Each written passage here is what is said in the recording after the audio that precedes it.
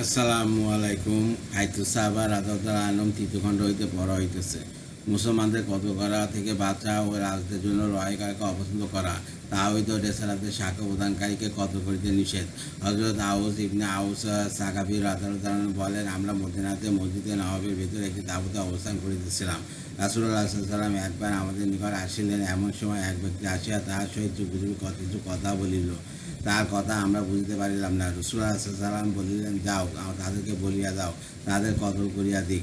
পুনরায় রাসূলুল্লাহ সাল্লাল্লাহু আলাইহি ওয়াসাল্লাম তাহাকে ডাকিয়া বলিলেন, সে হয়তো লা ইলাহা ইল্লাল্লাহ ও আমি আল্লাহর রাসূল বলিয়া সাক্ষ্য দেয়। লোকটি বলিল, জি হ্যাঁ। রাসূলুল্লাহ সাল্লাল্লাহু আলাইহি ওয়াসাল্লাম বলিলেন, যাও, তাদের বলো তাহাকে যেন ছাড়িয়া দেয়। কেননা আমাকে এই আদেশ দেওয়া হইয়াছে যে আমি যেন লোকদের সহিত ততক্ষণ পর্যন্ত যুদ্ধ করি যতক্ষণ না তারা এই কথা সাক্ষ্য দেয় যে আল্লাহ ব্যতীত কোনো মাবুদ নাই এবং আমি আল্লাহর রাসূল। যখন আমরা এই কালেমা পাঠ করিবে তখন তাদের রক্ত ও মাল আমার জন্য হারাম হইয়া যাইবে। অবশ্যই যদি শরীয়তের কোনো হক তাদের উপর কায়েম হইয়া যায় তবে তাদের রক্ত ও মাল বৈধ হইবে এবং তাদের হিসাব আল্লাহ তাআলা স্বয়ং গ্রহণ করিবেন। হযরত আব্দুল্লাহ ইবনে আদি আনসারী রাদিয়াল্লাহু আনহু বলেন, একবার রাসূলুল্লাহ সাল্লাল্লাহু আলাইহি ওয়াসাল্লাম লোকদের মধ্যে বসিয়াছিলেন। এমন সময় এক ব্যক্তি কোনো মুনাফিকের কতল করার ব্যাপারে তাহার সহিত সগোপনে কথা বলিতে চাইল। রাসূলুল্লাহ সাল্লাল্লাহু আলাইহি ওয়াসাল্লাম উচ্চস্বরে বলিলেন, সে কি লা ইলাহা ইল্লাল্লাহ এর সাক্ষ্য দেয়? উক্ত ব্যক্তি বলিল, হ্যাঁ, সে এই কথা সাক্ষ্য দেয়, কিন্তু তার এই সাক্ষ্য গ্রহণযোগ্য নয়। রাসূলুল্লাহ সাল্লাল্লাহু আলাইহি ওয়াসাল্লাম পুনরায় বললেন, সে কি আমি আল্লাহর রাসূল এই কথা সাক্ষ্য দেয়? উক্ত ব্যক্তি বলিল, দেয়, কিন্তু তার এই সাক্ষ্য গ্রহণযোগ্য নয়। রাসূলুল্লাহ সাল্লাল্লাহু আলাইহি ওয়াসাল্লাম বললেন, সে কি নামাজ পড়ে না? উক্ত ব্যক্তি বলিল, হ্যাঁ, সে নামাজ পড়ে, কিন্তু তার নামাজ খুব ধর্তব্য নয়। রাসূলুল্লাহ সাল্লাল্লাহু আলাইহি ওয়াসাল্লাম বললেন, আমাকে এই ধরনের লোকদের সম্পর্কে কতল করিতে নিষেধ করা হইয়াছে। অবরোধের দিন হযরত উসমান রাদিয়াল্লাহু আনহু এর লড়াই হইতে বিরত থাকা। হযরত আয়েশা রাদিয়াল্লাহু আনহা বলেন, রাসূলুল্লাহ সাল্লাল্লাহু আলাইহি ওয়াসাল্লাম বলিলেন, আমার নিকটে আমার কোনো একজন সাহাবীকে ডাকিয়ে আনো। আমি বললাম, হযরত আবু বকর রাদিয়াল্লাহু আনহু কে? তিনি বললেন, না। আমি বললাম, হযরত ওমর রাদিয়াল্লাহু আনহু কে? তিনি বললেন, না।